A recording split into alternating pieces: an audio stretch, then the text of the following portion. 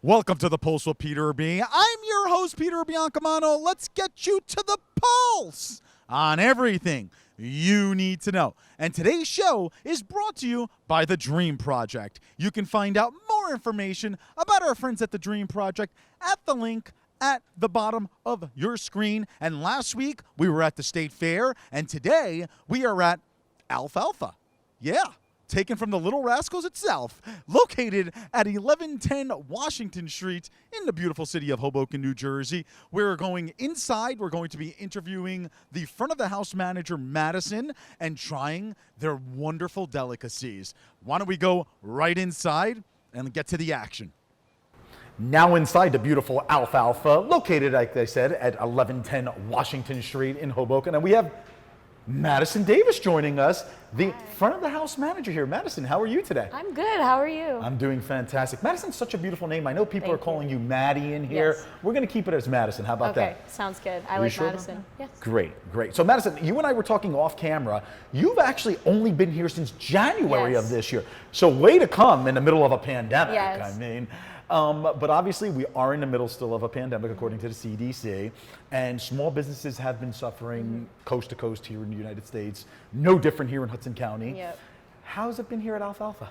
It's actually been really good. So we just opened in-store service again about a month ago, maybe 3 weeks ago, and it's actually been even smoother than we had anticipated because people were just ready to get back in the store and just start eating at the tables and just like enjoy the vibe of Alfalfa again. Fantastic. So people were getting really antsy with that, but I think it's been going really well. Our takeout and delivery has been insane. Booming. They said it was like booming. I could ever tell from the since double parked pandemic. cars when we pull Yeah, up here.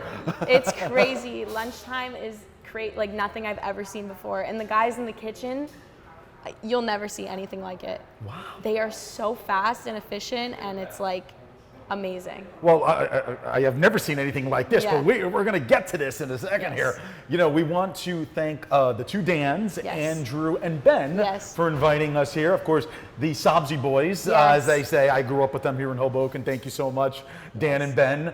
Unfortunately, they couldn't be here today, but they gave us the lovely Madison. Thank you so much.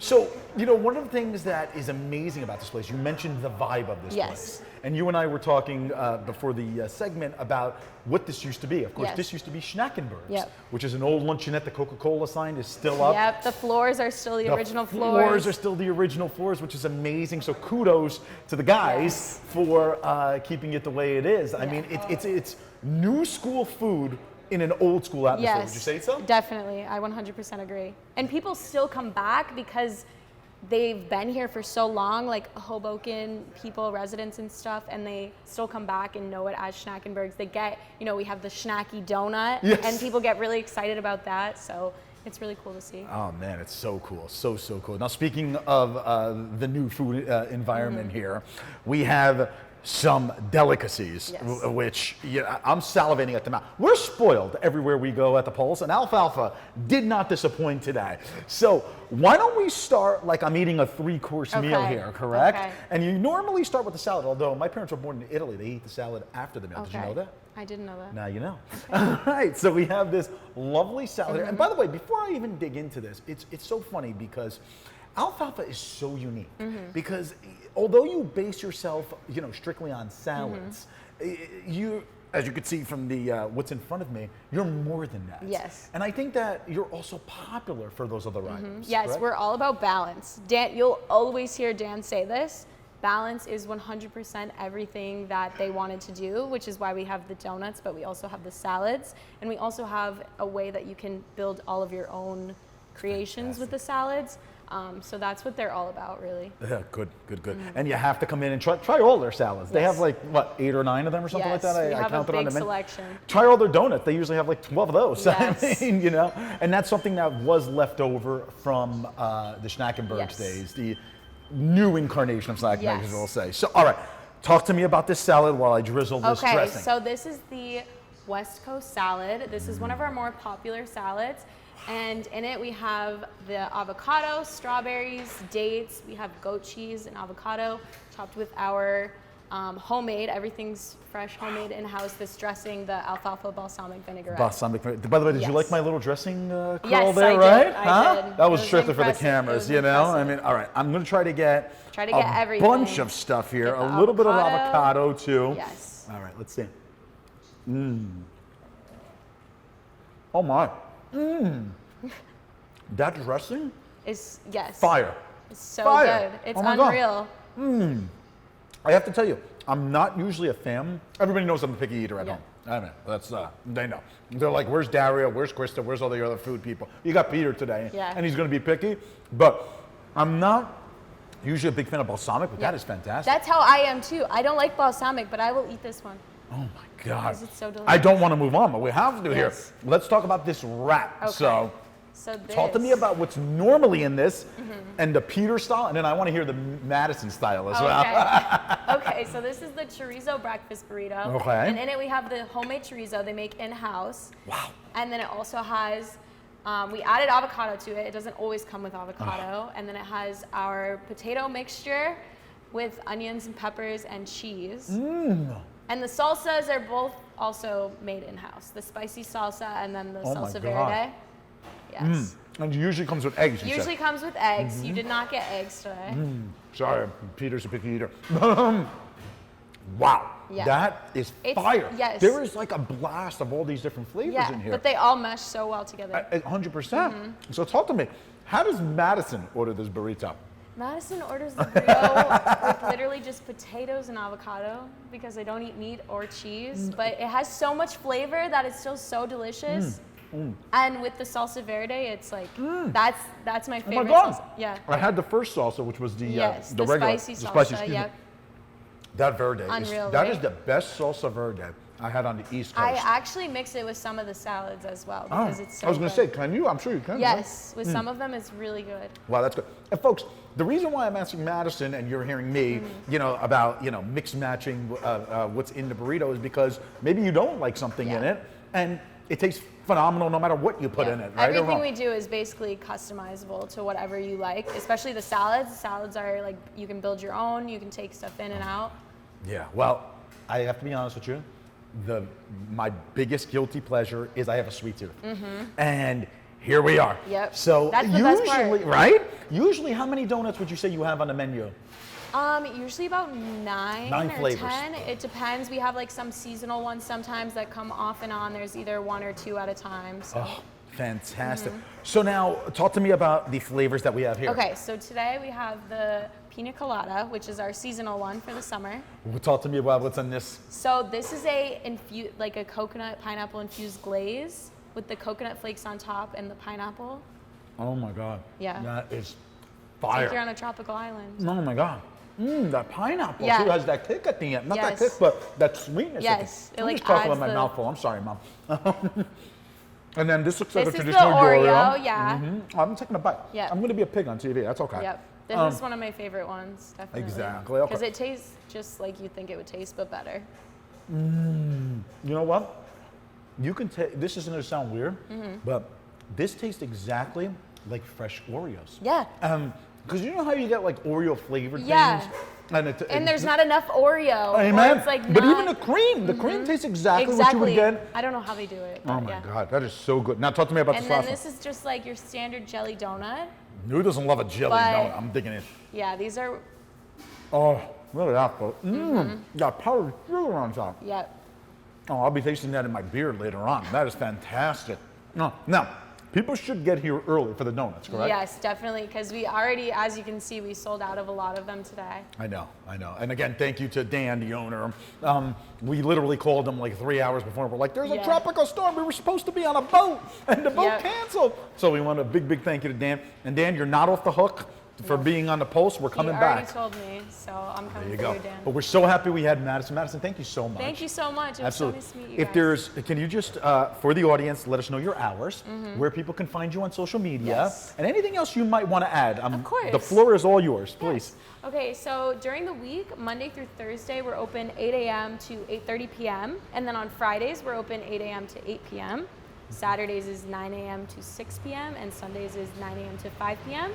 as well as we have our Instagram account where we post all of our updates. We post all of our new donuts, our new salads, launches, anything like that. It's at Eat Alfalfa on Instagram. We're very active on there, posting stories, posts all day, every day. So definitely check that out if you want any updates and things like that. And you know, I just want to finish off by saying this. I mean, what a healthy alternative. I mean, they're located right on the main drag here in Hoboken.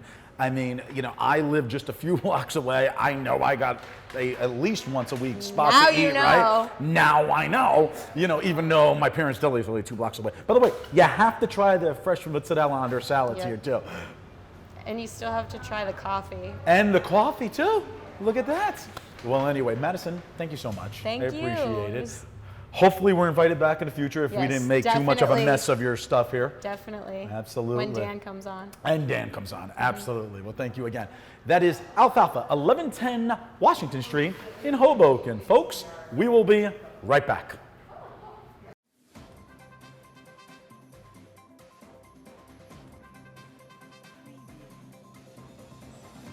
Peter Biancamano, your hostess with the mostest of the Pulse with Peter B. Folks, don't forget to go on our Facebook and our Instagram pages by searching The Pulse with Peter B. and like and follow us on each of those platforms. We're constantly updating those pages with previews of each week's segments and cool stories. Also, if you have any questions, feel free to reach out to our email address at thepulsewithpeterb@gmail.com. Hey, I am back. That's right, Frank Rosner. Guest hosting for Peter B. on The Pulse with my usual guest here, Josh Sotomayor. Einstein. Oh, that's right, Einstein. Yeah, I try to forget that a lot because he was smart. He just forgets a lot due to his advanced age. Nah, he doesn't forget anything, and I don't forget anything. It's just I don't use Einstein because you're really not that smart. Well, I'd like to welcome everyone to this segment, Two Jews, 37 Different Opinions. Whoa, look at that, maybe 42. If we're lucky. We can get lucky. We already are. Well, I hope not to get lucky with you, nothing personal. There you go. So, Josh, tell me, what's been going on locally in the political sector here in Hoboken or statewide, by the way? I think there's some more stuff going on there, no? Well, locally, as I'm sure everyone's aware, in Hoboken, it's kind of dead. Mayor Bala is the only mayoral candidate. He just had a fundraiser about 2 weeks ago at my favorite bar, the Pilsner House. I won't hold it against you, Beer Garden, that you hosted a Bala fundraiser. Well, look. But I will write you a very strongly worded Yelp complaint. Look, if you're going to have a fundraiser, it might as well be at the Pilsner Beer House because it's an ale house. I mean, it's great. It's a great place. The bratwurst is terrific. I recommend it highly. Yeah, I'm a pretzel guy. But other than that, I mean, in Jersey City, you have a lot heating up with the plethora of off-brand or not with the machine candidates that are coming out of the woodwork to run for city council over there. That is correct. And it's very interesting. Now, most of these candidates are insane and super progressive left-wing, just like the lunatic to my left right here. Oh, boy. But from a position of somebody that is against the current Hudson County institutional establishment. Anybody that is going up against them has at least my pat on the back for having the testicular fortitude to put their name in the race, and I think it takes a lot of courage and conviction. Now, their convictions happen to be lunatic and wrong, but it still says a lot about their character that they're willing to take on the machine. So I'm a fan of that aspect of those people. So you would say they have chutzpah. Yeah, with less spitting. Oh, there you go. Okay. No. Well, no, I actually agree with you. It's kind of like the anti-Fulop campaign or the anti-Fulop crew, if you would. Yeah, I mean, I don't think some of them are coming out harsher on Fulop. Some of them are just trying to ignore the 800-pound gorilla in the room because he is the new Sacco/Stack of Jersey City. Wow. Yeah, that's a statement. He's built an impressive machine that's just as morally corrupt. Or at least is approaching that level of moral corruption. Wow. There's a difference between legal corruption and illegal corruption, and moral corruption can fall into both of those. And then on the on the state level, You got the race for New Jersey governor. That's correct. You know, you got Phil Murphy, your guy. And Chattarelli. Chitterelli, my guy. Chitterelli. Wow, you have a problem with names today, and all those names happen to be Republican names. And am I sensing a discrimination here? Not at all. You say Chitterelli, I say Chattarelli. Same thing. I couldn't say my last name. Well, I'm a Republican. He's a Republican. You say it wrong. I'm not going back to No. Einstein. So I mean, you just did. I win. So what's interesting about that race right now is the fact that it's starting to heat up. You see from the Murphy administration attempts to link Chitterelli to this caricature of President Trump. He's called him a Trumper. He said he's trying to satisfy the Trump wing of the party, whatever that means. When Chitterelli has a consistent record his entire career of bringing in independents and Democrats from when he was a city council person or town council person to when he was a freeholder, which is now called county commissioner because Governor Murphy and the lunatic leftists decided that freeholder was a racist term because everything is racist apparently, to when he was an assemblyman. And I think Governor Murphy is threatened by that, so he's trying to tie him to Trump. And on the other side, you have Chitterelli pointing out that that the Murphy administration has been soft on crime, just like Mayor de Blasio in the city and Governor Cuomo and Democrats around the country that have said, let's defund the police. There's systemic racism in the police, institutionalized racism in the police. And guess what? When you tell the police to back off, more crime happens. And guess where most of that crime happens? In inner city and poor neighborhoods. So that's the back and forth that's going on right now. You're shaking your head like you have an opinion. I know it's wrong, but I'm curious what it is. Wow. I mean, you certainly have several opinions. In fact, you have many of them, and most of them wrong, unfortunately. If you want to pare it back a little bit, especially about corruption and the crime that's going on, you may want to talk about inequality. Let me give you a little fact. Sorry, I was listening, but I didn't hear a point. Well, it's coming. It's coming. Inequality is part of that process that creates crime, creates a whole myriad of items that where people don't feel right. They don't feel good. There's a malaise. And I'm not saying it has to be a feel-good thing, but there's a general malaise. Let me give you a little statistic. Jeff Bezos is the richest man in the world, effectively. Net worth $197 billion. And that's after he gave half to his wife. Now, let's calm it down a little bit. I'm going to ask you. I just want his wife out there to know that I'm available. All right, let's just get that out. Obviously, everything he's saying is wrong, but most importantly, former Mrs. Bezos, I am available to you at night or day. I didn't get to my level point. So anyway, he's Really, worth it's taking a long time. He's worth $197 billion. That's after he gave half to his wife. I want to ask you, do you know what the fiscal budget is for New York State for 2021? So my answer is no. So go on with this point. The fiscal budget for New York State for 2021 is $192 billion. So you have one guy, one person in the world that can effectively fund the entire New York State budget for a year and still have $5 billion left. Now, if someone doesn't understand that there's fundamentally something wrong with that, then we are the problem. And I don't care if he makes trillions, it's fine. So that may or may not be the case, but that has Just pay your taxes for crying out loud. Okay, wow. Everything you said had nothing to do with crime. The fact that he Yes, has it did. that money, excuse me. The fact that Sociologists would disagree with you. You, as usual, are wrong. You engaged in a filibuster with no point, as if Bezos or the state of New York had anything to do with the rise in crime in New Jersey. The fact of the matter is that we have had lower crime rates both in inner cities and in underdeveloped neighborhoods in the past. Across the country, there are examples of this that have lesser budgets. The answer is the issue is not whether or not we should throw more money at these insane budget programs and radically large bureaucracy that you support for no reason. The question is whether or not the law will be enforced. And obviously, there's always opportunities for reform. There's areas where in the Trump administration and other Republicans like Rand Paul reached across the aisle numerous times to engage in prison reform. But when you vilify the police, guess what? The police do less of their job, and the people that suffer are generally minorities and poor whites in urban and poor communities. That's what Phil Murphy has done. That's what you failed to refute even though you're deciding to talk about a tirade about Bezos and his Murphy, divorce. Murphy hasn't you know. vilified the police at all, and defund the No, police he- is he- never he going to only- happen. he only That's went a in the crazy, in the idiotic, middle of COVID. extreme Excuse me, liberal excuse me, position, excuse which me. has Enough- no bearing enough of a on filibuster. anything. That's If never people- going to happen. If people want to see nonsense mental masturbation, they can turn on C-SPAN and watch the Democrats in the halls of Congress. Okay? Ah. But the reality is that Murphy, in the middle of COVID, when he said you shouldn't be anywhere near another person, was walking in these rallies that were arguing for defunding the police in downtown Newark. So you can try to walk it back, but you're going to end up tripping over the facts. Yeah, but that's the reality. I'm glad we had this talk. Look, we know leadership defies authority because they are the authority, period. I want to thank Josh for joining us this week and wish him a happy birthday this week. It is his birthday. It's his birthday week. We'll be right back.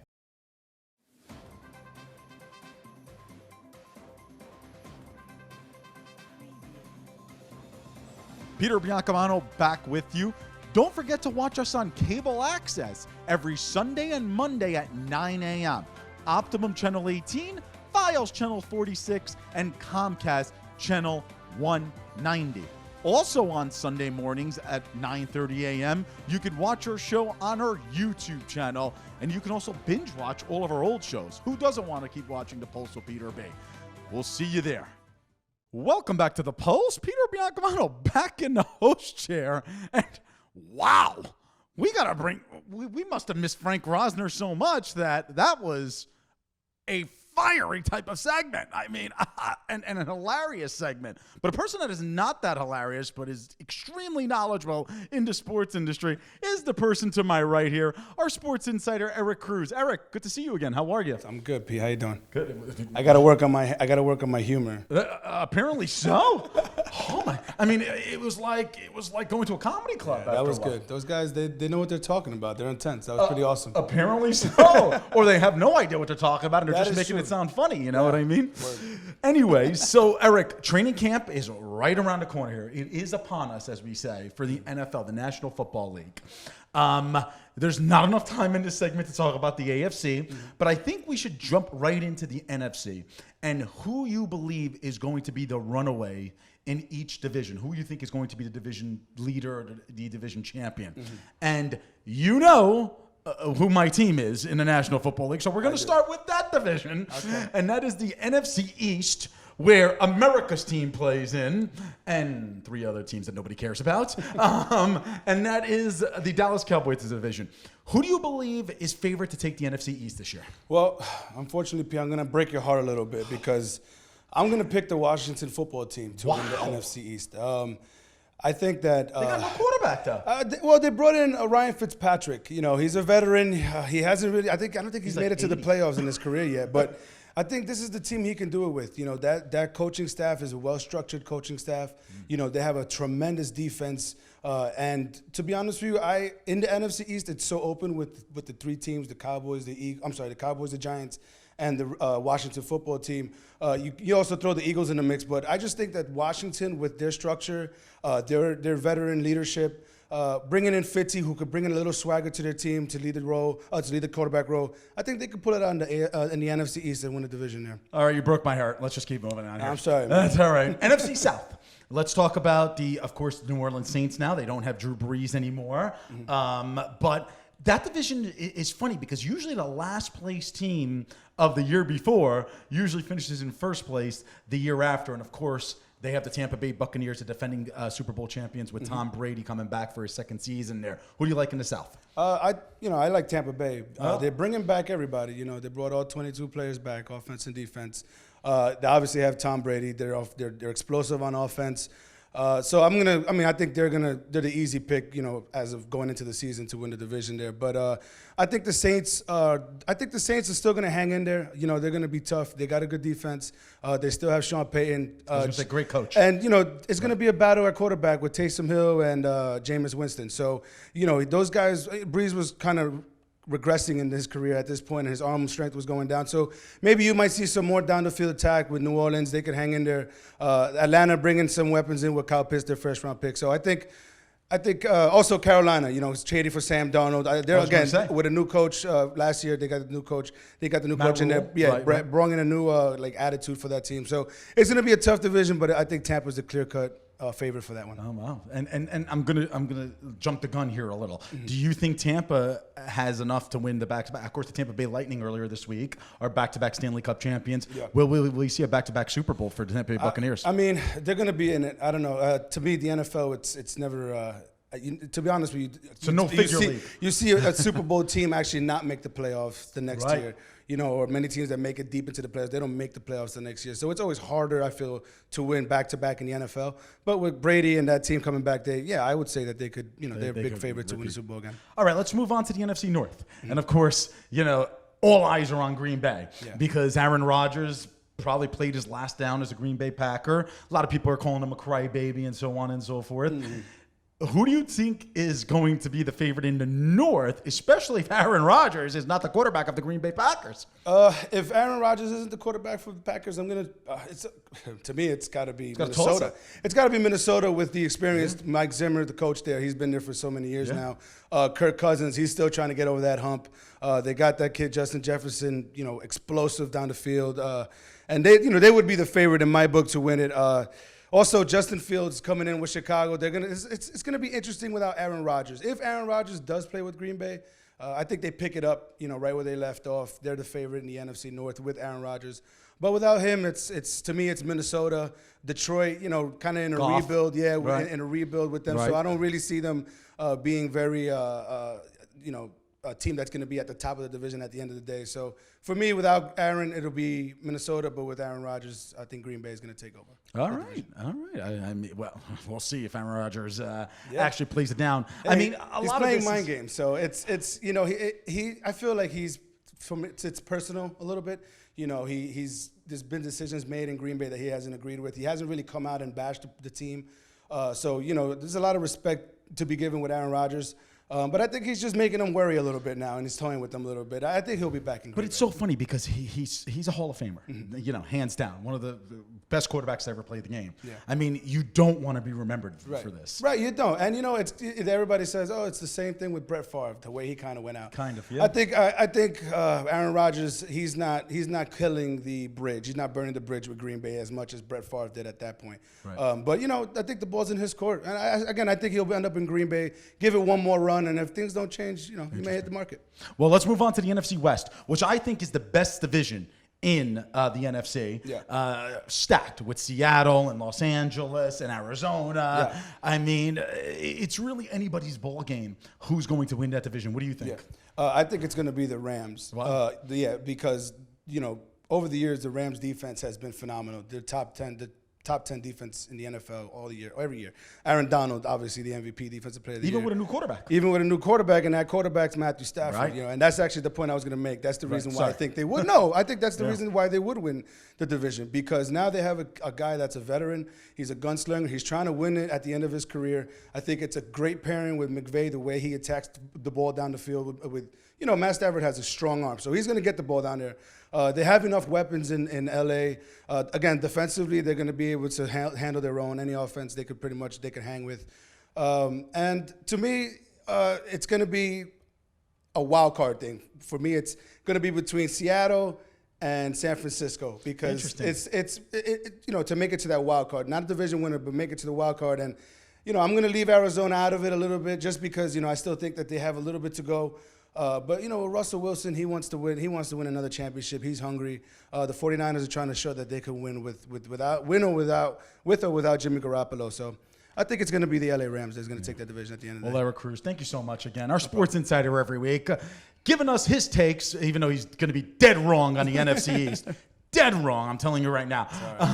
But we'll see. Maybe I'll be wrong. Who knows? Thank you. And we look forward to having you and talking about the AFC soon. Yes, absolutely. Thank you. Absolutely. Folks, today's show was brought to you by The Dream Project. You can find out more information about our friends at The Dream Project at the link at the bottom of your screen. I'm Peter Biancamano. Join us next week for The Pulse on everything you need to know. Have a great, great week, everybody.